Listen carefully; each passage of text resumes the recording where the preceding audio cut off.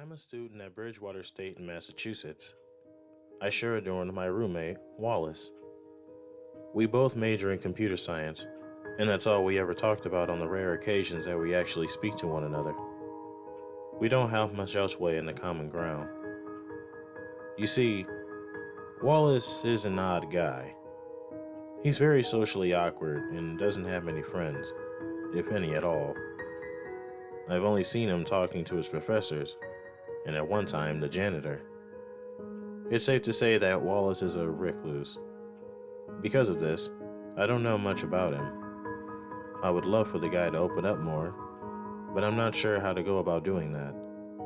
Besides, I have enough on my plate as it is between exams and the struggle of day-to-day finances.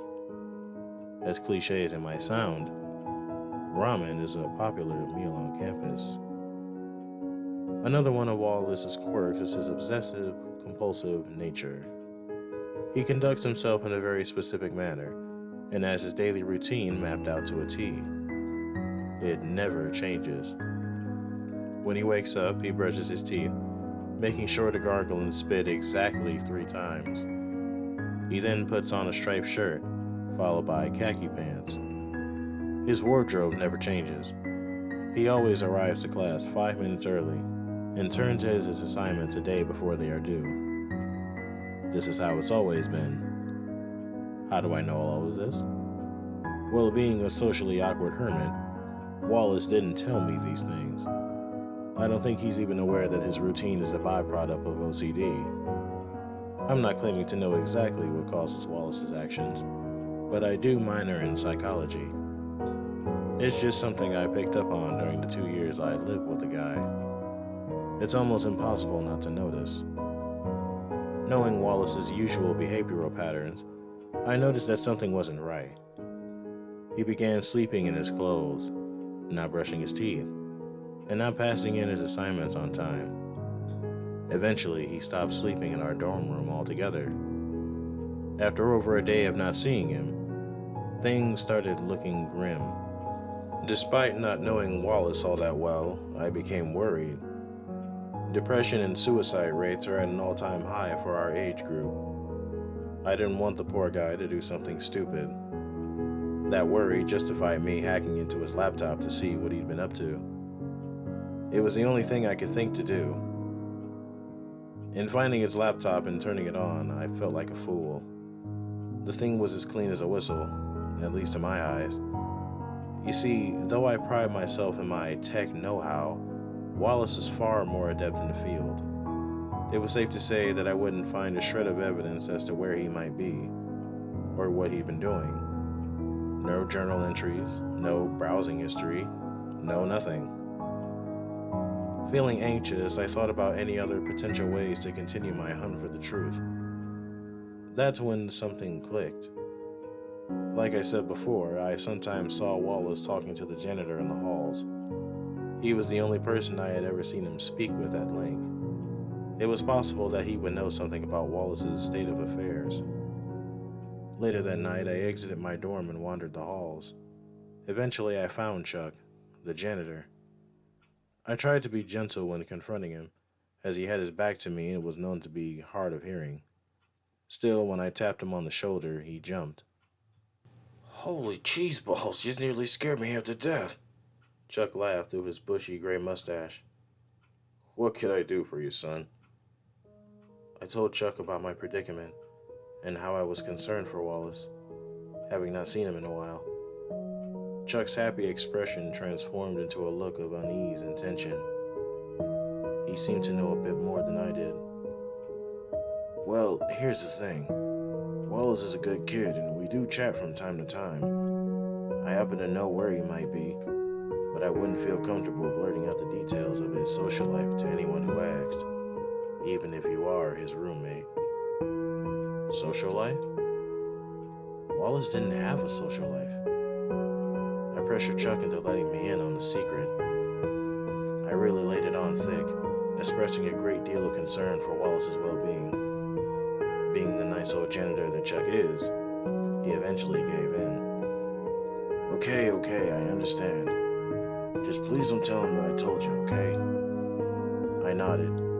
eagerly awaiting for him to reveal Wallace's whereabouts. Wallace isn't feeling really down lately. He's got no one to talk to but me. The kid wanted some friends, people that he can hang out with and talk to, you know? I listened closely for the details I so desperately sought after. So, Wallace went on something he called, what was it? The Deep Web? On there he found a group of people. They call themselves the Clan of the Red Wolf or something like that. They invited him to one of their meetings. That's probably where he is right now. He seemed pretty excited when he told me about it. In fact, it's all he's been talking about for the past week. There, that was it. That was the bit of info I needed. The key to finding Wallace. I thanked Chuck and gave him a goodnight wave as I ran back to my dorm room. From the sounds of it, Wallace got himself involved with another group of people who share in his interests, and eventually they invited him to hang out in real life. I had their quirky name, the Clan of the Red Wolf, and that's all I needed to find them on the deep web myself. Soon enough, I would be able to find my missing roommate.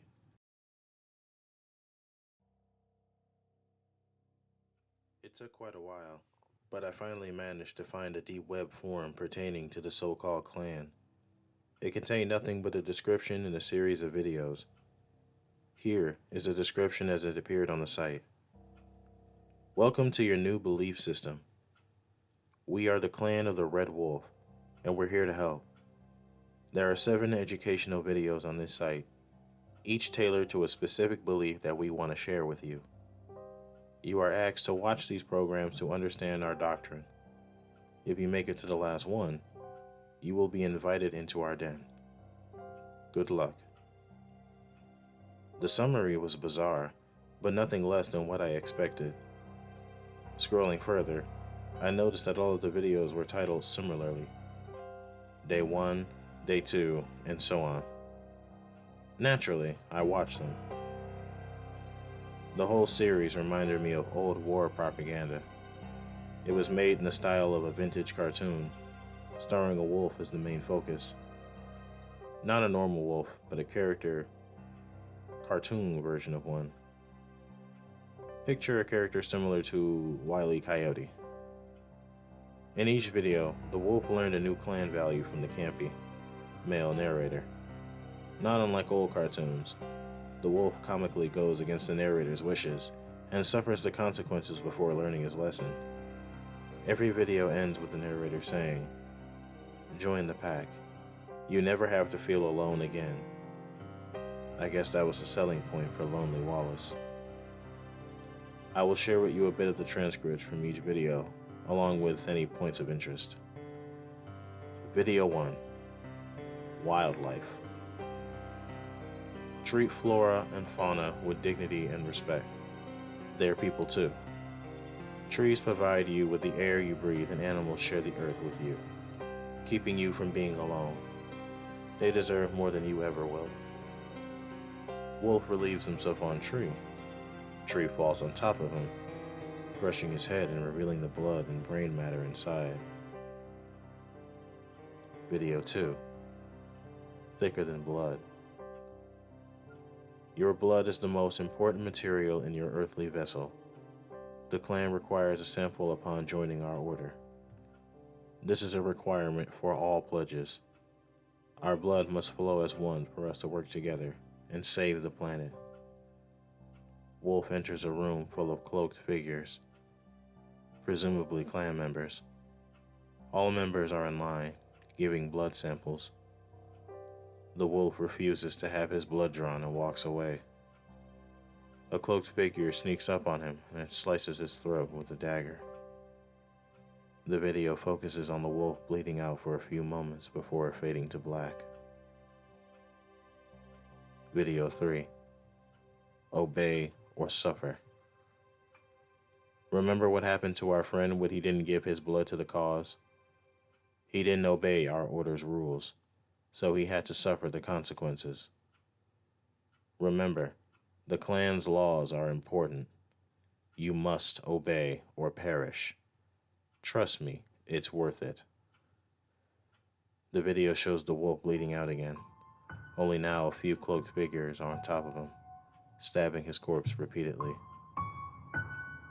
Video 4. Vow of Secrecy.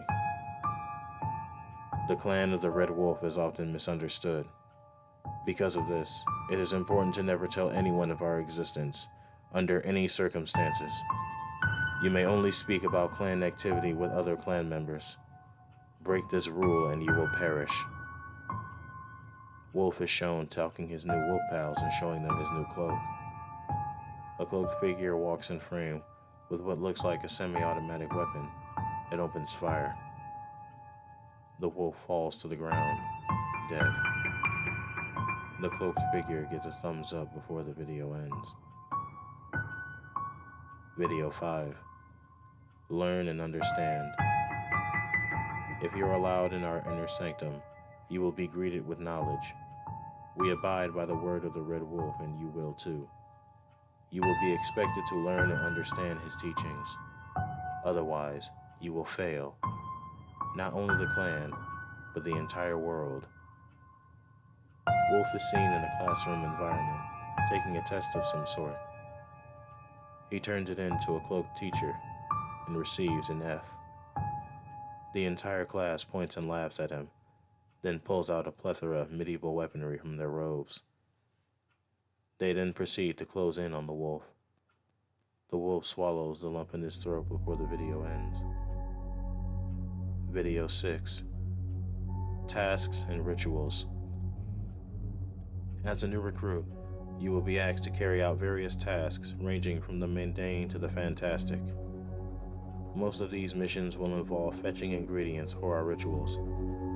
As boring as that may sound, it is the most important thing you can ever do for the clan. Rituals are what give the clan power. Without this power, we cannot hope to rid the world of what pledges it. Wolf fails to bring the ingredients to a clan member for ritual. Jump cut to Wolf being sacrificed on a blank altar atop a pentagram. Carved into the floor, he is beaten, cut open, and eventually torn apart by his fellow clansmen. Video 7. Mortals. When accepted as a full-fledged clan member, you are no longer considered human. You will be one of us. From that point forward, you are discouraged from any and all human interaction, unless it is deemed necessary to the cause. Humans are vile, filthy, disgusting, and dangerous creatures. We seek to exterminate them once and for all. Any human who knows of our existence and isn't deemed worthy enough to join must be killed. Nature is your only friend. Wolf is walking down a main street-like environment and can be seen waving to everyone he sees. He then comes upon a clan member, who then pierces his gut with a long blade and tosses him aside in the road, where he is then run over by numerous cars. The content of the videos was incredibly jarring. I almost couldn't believe that such a cult could actually exist, let alone that Wallace would join them. He must have been really lonely. The last video exited with the same "join the pack" spiel, and then faded out to a screen with a series of numbers. I assumed this was my invitation into the den, perhaps an encrypted set of coordinates leading to the clan's lair. That, I thought, must have been where Wallace had gone. I wrote down the code and immediately started doing some research to begin cracking it. Just as I was in the thick of things, something hit me. One of the videos stated that you couldn't talk to anyone about the clan under any circumstances. But Wallace talked to Chuck. That didn't make any sense. Wallace was a stickler for rules. Another fact hit me. The video stated that you could only talk about clan activity with other clan members. What if Chuck was one of them? Chuck could be stationed at the college to recruit members, and he simply nudged Wallace in the right direction. He could have been playing dumb with me when I questioned him. So either Chuck was a Klansman or Wallace broke a cardinal rule. Neither theory held much water. If Chuck was a member, then why would he have told me anything about either recruiting or killing me? And if Wallace was so eager to be accepted into a strict cult, then why would he disobey their wishes? I couldn't make much sense of either angle. I eventually gave in to the notion that perhaps Wallace was simply disregarding rules in lieu of his excitement. He was finally going to have friends, so he had to tell someone. This didn't completely sit well with me, but I had to get back to cracking the code. I didn't have time to dwell on uncertainties. Just then, there was a knock at my dorm room door, followed by a voice. "It's Chuck, the janitor. I'm here to tidy up your room." Chuck never cleaned dorm rooms. That wasn't part of his job. "I'm all set," I yelled, hoping he would leave me be. The knocking ceased. There was a long stretch of silence, followed by a soft metallic creak. The doorknob was turning.